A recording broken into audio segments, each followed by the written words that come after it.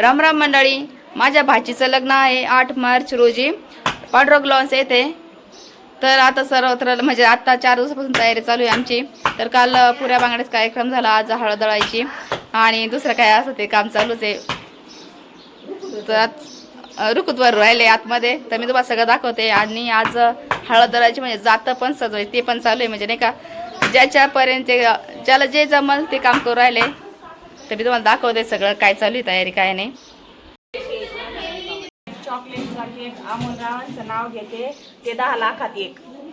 छान छान कर म्हटलं, थोडासा राडा असतो, इग्नोर करा.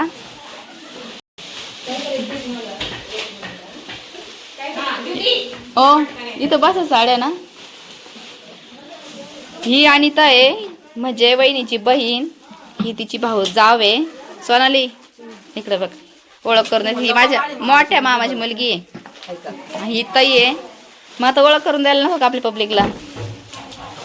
आता सगळे पावळे मंडळी. आणि तर वहिनी झाली का तयारी? हा चालेल. आता कुठं डेकोरेशन करायचं? इथंच ना. हा बरं, इथंच.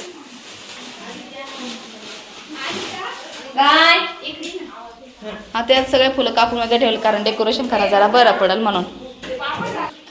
हळद दळायच्या आधी 5 जणी सुवासनी आधी हळद पडतात, नंतर मग जे जात आहे आपलं त्याच्यावर सगळे दळून घ्यायचे.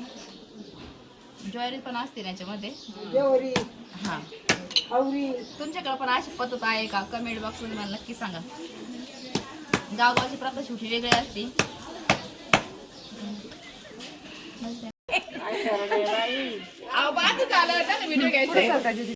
5 जणींना हळद फोडल्यानंतर आधी जात्याला बांधून घ्या. 7 प्रकारचे त्यात धान्य बांधले बघा. आता याच्यामध्ये आपल्याला हळद वाटून घ्यायची, जी आपण फोडली ना आता मग अशी ती वाटून घ्यायची याच्यामध्ये, म्हणजे बारीक करायची.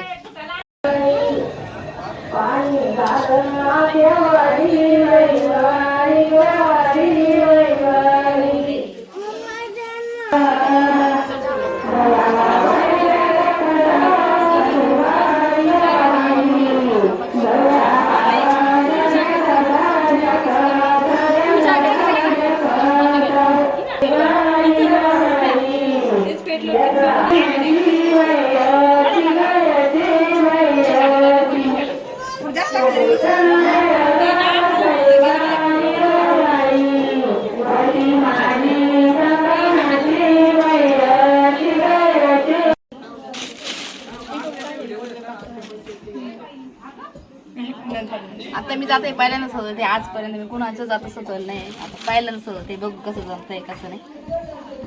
झाल्यानंतर मी तुम्हाला नक्की ऐकू काही ना त्यात आज्ञा मांडरी येऊन बसते माझ्या.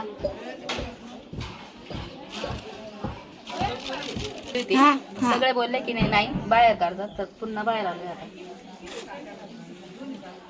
त्यात मोठ्यांचं ऐकावं लागतं नाही का. आता यानंतर आता दुसरं घेऊ ना. जातो सजवायचं म्हटल्यानंतर प्रत्येकाचे वेगवेगळे मत होते. पुरीचं काहीतरी वेगळं चालू होतं, दुसऱ्यांचं काहीतरी बागून बोलणारे पण वेगळेच काहीतरी होते. पण मी माझं काम करत होते, कारण कसं असतं कार्यामध्ये प्रत्येकाचं ऐकावं लागतं. डेकोरेशन कसं झालं आहे अजून करतोय आम्ही, पण तरी पण सांगा. हळद आता एवढं रडू येत होतं, म्हणजे कसं असतं माहिती आहे का, लहानपणापासून मुलगी सांभाळायची, ती लोकांच्या हवाली करून द्यायचं. आणि त्यात मी ती उठून आले, बसले डेकोरेशन करायला. परत इथं आलं ना तर थोडंसं बरं वाटलं.